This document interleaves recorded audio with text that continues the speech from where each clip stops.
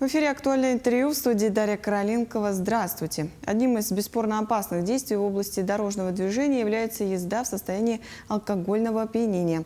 Каковы последствия подобного поведения водителей на автодорогах и каковы правила предупреждения данного вида нарушений? Об уголовной ответственности за несоблюдение правил дорожного движения мы сегодня поговорим. Гость у нас в студии Алексей Харжаков, прокурор отдела по надзору за деятельностью правоохранительных органов прокуратуры Республики Саха-Якутия и также советник юстиции. Алексей Георгиевич, здравствуйте. Здравствуйте. Расскажите, пожалуйста, какова статистика дорожно-транспортных происшествий, совершенных по вине пьяных водителей в республике? В текущем году такая аварийность осталась на прежнем уровне, составляет 142 случая при снижении числа погибших и росте числа лиц, получивших травмы. При этом значительно возросло количество дорожно-транспортных преступлений, совершенных водителями в состоянии опьянения. В текущем году это 13 уже таких фактов. Для сравнения, в прошлом году было 9 случаев, в которых погибло 2 человека и получили травмы 25 людей. Наибольшее количество таких дорожно-транспортных происшествий приходится на город Якутск, и единичные факты имеются в районах республики. Каковы меры принимаются государством для профилактики данного вида правонарушений? И что-то, может, поменялось? Правоохранительными органами профилактические мероприятия проводятся посредством проведения рейдов, разъяснений законодательства в средствах массовой информации, как в сегодняшнем случае, и работы с образовательными учреждениями, с детьми, чтобы они уже понимали и вырастали, понимали последствия своих деяний.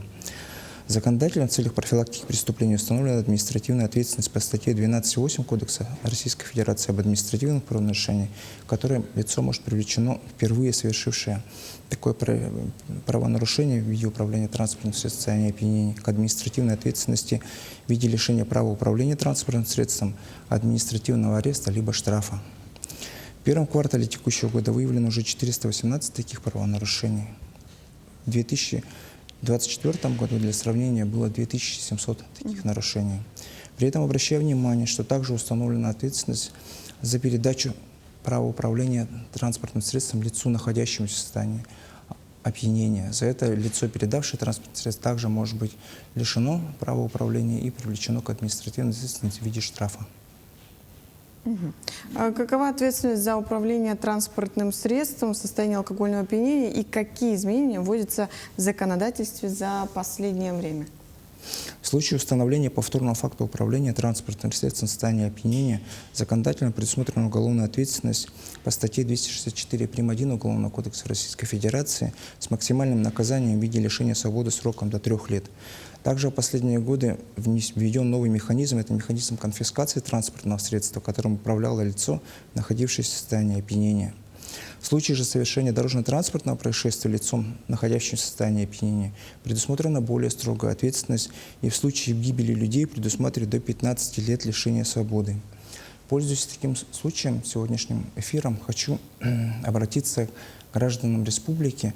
В случае, если вы знаете, установили факт, что ваш какой-то близкий, знакомый человек управляет транспортным средством в состоянии алкогольного или наркотического опьянения, предлагаю обращаться в органы внутренних дел в целях профилактики этих правонарушений, потому что выбирая между, просто математически выбирая между фактом привлечения к административной ответственности в виде лишения права управления, при этом ваш близкий будет находиться рядом с вами, либо лишением свободы в случае, если он, не дай бог, совершит преступление, до 15 лет лишения свободы. Понятно, что нужно выбрать меньшие из видов наказаний.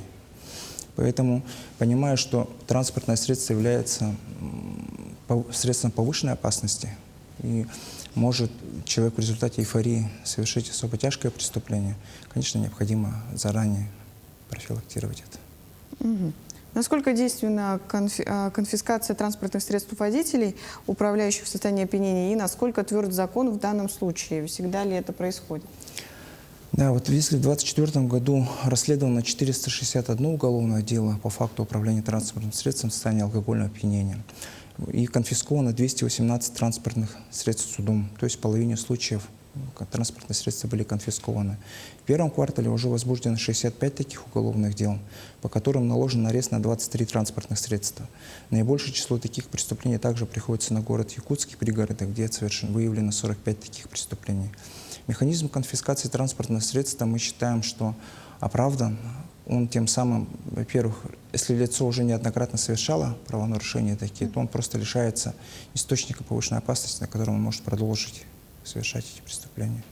Ну, все-таки действенно. Да, действенная мера конфискации, потому что просто ему нечем уже управлять становится. А у кого еще могут быть конфискованы транспортные средства? Внесенными изменениями в статью 104 прим. 1 Уголовного кодекса Российской Федерации с 2022 года законодатель предусмотрел конфискацию транспортного средства, принадлежащим обвиняемому и использованным им при совершении преступлений данного вида. По закону конфискация автомобиля допускается только в случае, когда нарушитель является еще собственником транспортного средства или владеет машиной на праве долевой собственности, то есть если она оформлена на кого-то из супругов или близких родственников.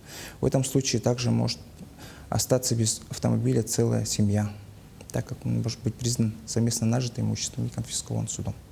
А куда эти средства потом поступают? Федеральный бюджет. В случае, если транспортное средство, бывают такие факты, что после совершения преступления лицо понимает, что сейчас у него конфискуют транспортное средство и приносит сотрудникам договор купли-продажи, оформленный там за неделю, за 2, за 3 дня до совершения преступления, то в этом случае следственным органам устанавливается факт, что транспортное средство фактически не передавалось, и оно подлежит также конфискации. Либо если транспортное средство было реализовано после совершения преступления, то в этом случае конфисковываются денежные средства, за которые было реализовано транспортное средство. Спасибо, Алексей Георгиевич, за такую подробную информацию. Надеюсь, ДТП в Якутске и в других районах станет меньше. Спасибо, до свидания. А это была программа «Актуальное интервью». До встречи.